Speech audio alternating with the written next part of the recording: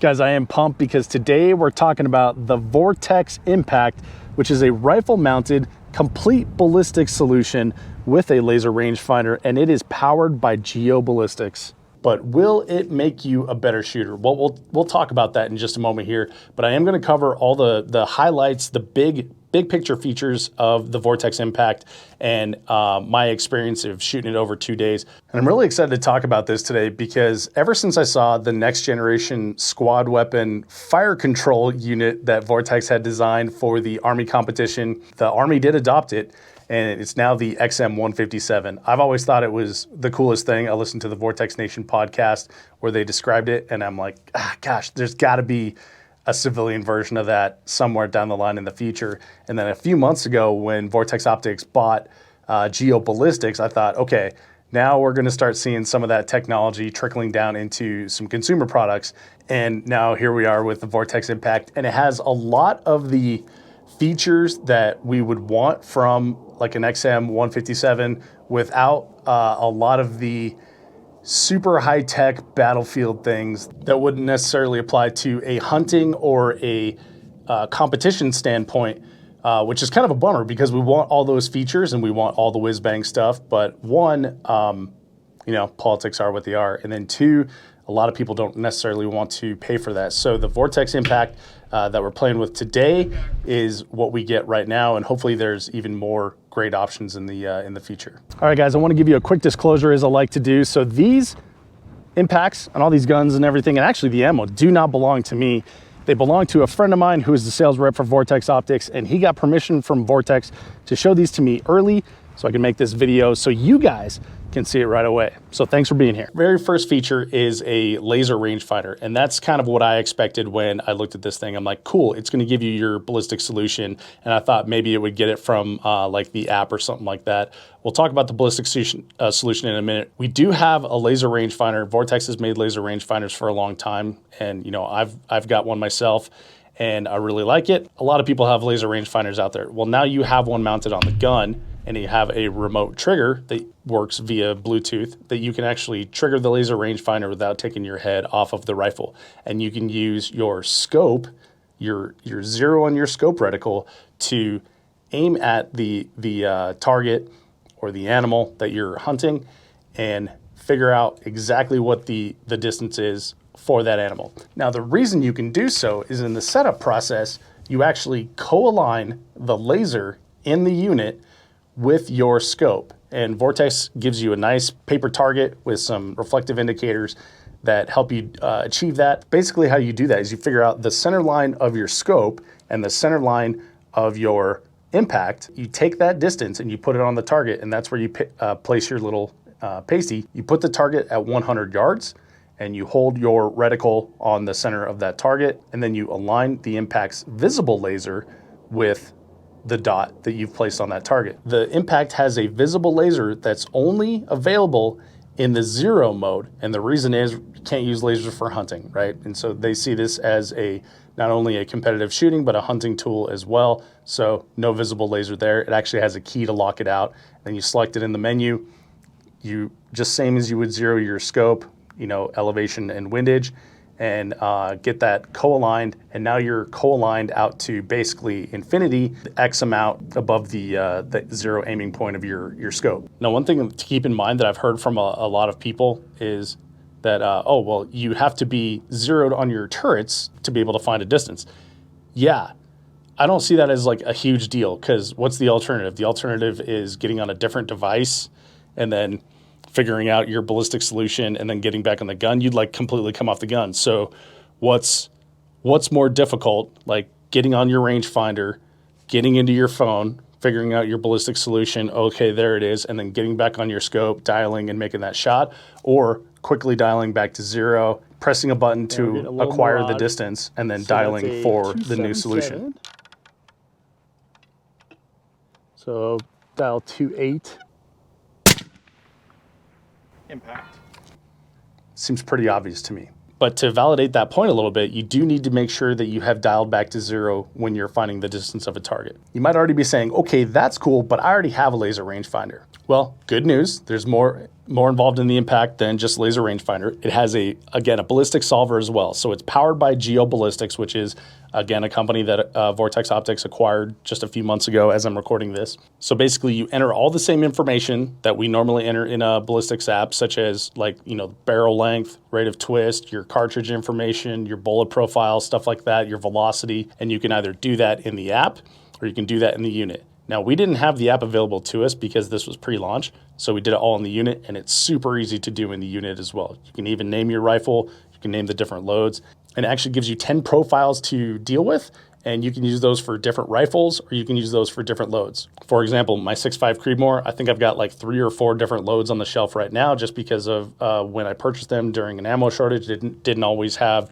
a good choice of which ammo to go with. So I can enter the data from each of those, and then based on what I'm shooting, when I'm shooting, and the ammo I'm shooting, I can go ahead and just switch between those profiles there. Another benefit of that is you can move the unit between rifles. So you can set it up for your 5.56 carbine, or you can set it up for your 308 rifle, hunting rifle, your 6.5 Creedmoor bolt gun that you're going to shoot competitions with. Whatever the situation, you can set it up for that. Also 22s, believe it or not. And again, it does integrate via Bluetooth with Ballistic software, and I imagine they're going to have a lot of cool integrations on that as well once you get into it. But unfortunately, I haven't seen that yet. Again, it's pre-launch, but there is one cool integration coming up that I'm going to tell you about in environmentals. And so, I guess you're probably wondering, like, well, that's all well and good if I'm setting this up at my range, but what if I go to a different range, or if I go to a different elevation and I'm going hunting, like Western hunting, I'm up high elevation looking for an animal or something like that? It actually has sensors in the unit to figure out environmentals. So it's almost like a little weather station that's integrated into the unit. It has a compass for wind bearing capture. It has an inclinometer for measuring incline and compensating for that.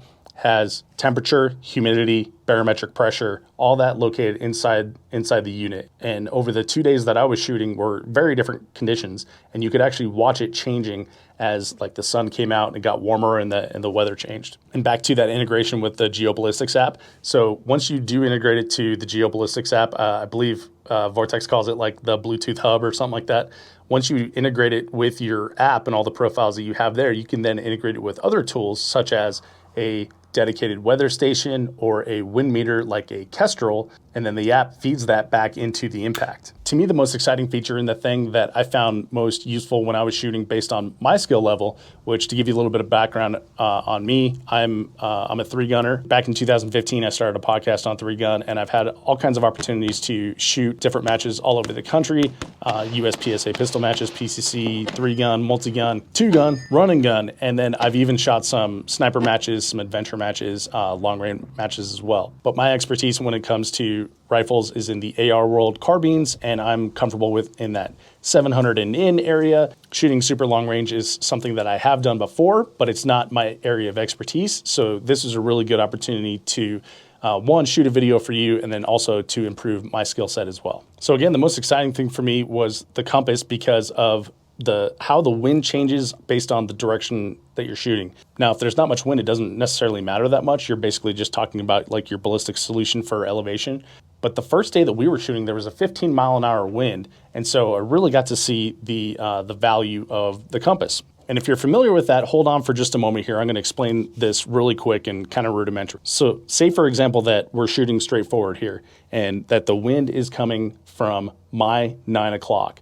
And it is a 10-mile-an-hour wind, just to make numbers easy, right? So if it's coming from my 9 o'clock, that is a full value. So I have to hold on the target left because it's blowing right, the full value of that 10 mile an hour. Now, if I'm no longer aiming at 12 o'clock and I'm aiming at 11 o'clock, it moves down to a 50% value. So instead of holding that 10 mile an hour wind that I already called, over here I'm holding 5 mile an hour. And the impact automatically does that math for you based on where you tell it the wind is coming from. So the wind, since we started shooting this morning, has gone from like this direction to now at the 5 o'clock. Go ahead and do your wind capture, because in the last few minutes, the wind has actually changed direction on us. So is it 5 from where I'm at? Yep. So, okay. So I'm hitting this thing. Yep. I'd say one more. So that's what, like 330 Yep, maybe 4. right there? I'd say that's probably pretty accurate. Okay. Now we used a Kestrel for wind capture where we're at, and that does tell us the wind where we are standing. It doesn't tell us the wind at the target, doesn't tell us the wind all the way through. So you still need to have a skill set of reading wind and environmental indicators, such as like grass moving, smoke wafting if there's smoke, boil in the mirage, things like that. So you do still need that skill set, but you can apply it much simpler and much faster with the impact. In fact, there were a few times where my friend that was with me was giving me different calls than were on the impact.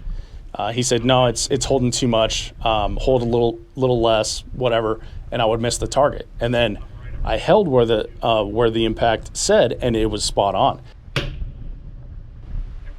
It's kind of interesting because for me as a new shooter to super long range, I was relying on the impact to tell me the solution and I was just trusting it. Whereas my friend has a bunch of long range classes under his belt and he shot long range competitions. He's used to shooting out even past 2,000 yards.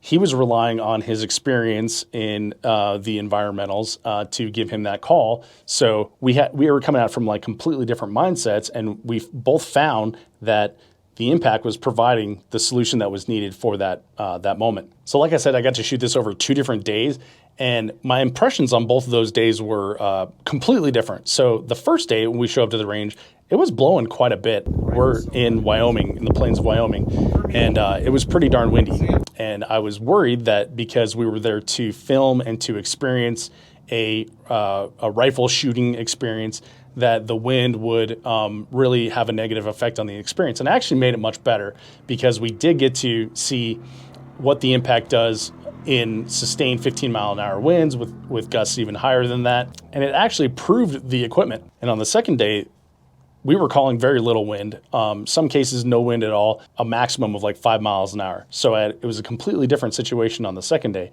And I'm glad I shot it in that order because it really proved the value of the impact to me on that first day where we had more wind.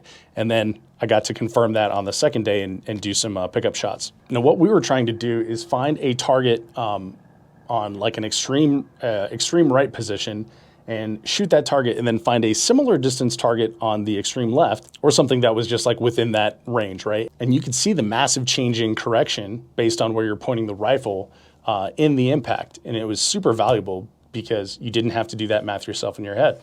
Okay, so we're gonna be shooting that white full-size IPSC out there, or BC zone looks like. I'm gonna show you exactly what happens on the impact here.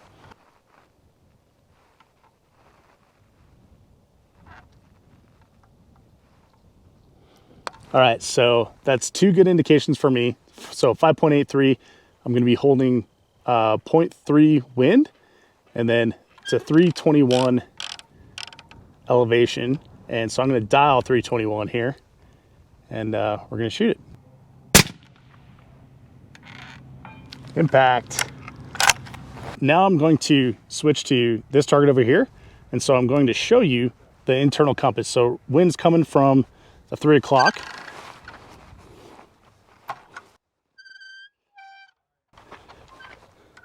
You see how the compass moved with the rifle? And so that shows the wind is now coming from a different area on the rifle, or relative to the rifle. So dial back to 0. And we're going to put this back on indicate mode. And I'm going to laze that target. All right, so 466. And 465, yep, 465, 466, just to confirm. So it's a 2.1 hold, so round to 2.2, and a 0.15 wind call. So around that's 0.2. So I'm gonna hold 2.2 on this one instead of dialing. So will the impact make you a better shooter?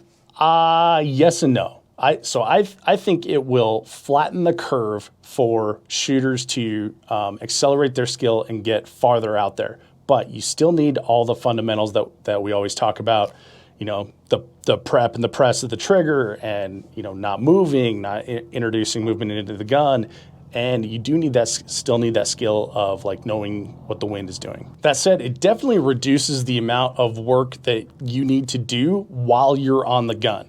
Now, for example, you still need to do all the prep work of putting in your rifle data, putting in your cartridge data, and then zeroing the gun, prepping and things like that. But once you've done all that and introduced your wind data into the impact unit, it's doing it live. So it saves you time on shots. It saves you ammunition from misses and makeups. And we're shooting at steel targets. Now, if you're shooting at an animal, it's even better, right? Because it gives you much more confidence at a longer range, or even the ranges you would normally shoot. You don't have to create that ballistic solution in your head. And there may be some naysayers out there of like, oh, this is cheating, it's cutting corners, people are going to learn bad habits. Well, yeah, I mean, I've got one of these, and I cheat with it all the time. Like I take photos with it for things I can't remember. I don't remember any phone numbers anymore. I have a calculator in my pocket. It's just technology. I'm one of those people that is kind of open-minded to pieces of technology. You can evaluate them yourself and then realize and figure out if like it's something that you want to use, if it is a proper tool for your toolbox, or if it's just something that you experience once and then don't experience again. 455 yards, 0.5 of a wind call.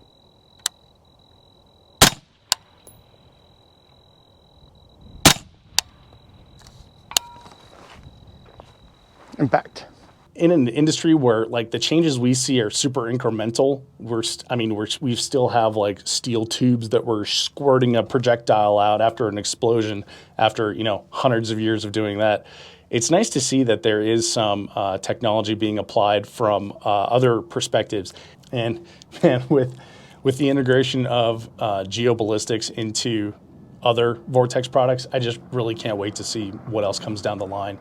I was reminded when I was behind the scope on my friend's bolt gun that I'm looking at a Razor Gen 3 6-36, which is an absolutely phenomenal scope. And so I've got the Gen 2 4.5 to 27, and when I got that, I thought it was just like absolutely fantastic. I'm like, man, there can be nothing better than this.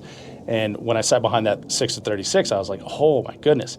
And Vortex does a really good job of releasing like incremental upgrades over time, like the Viper to the Viper PST2. Like those are huge upgrades. The Gen 1 to the Gen 2, the Gen 3 Razor, those are huge upgrades. So this is like the tip of the iceberg when it comes to new technology in this arena, and it'll be really interesting to see what they come up with next.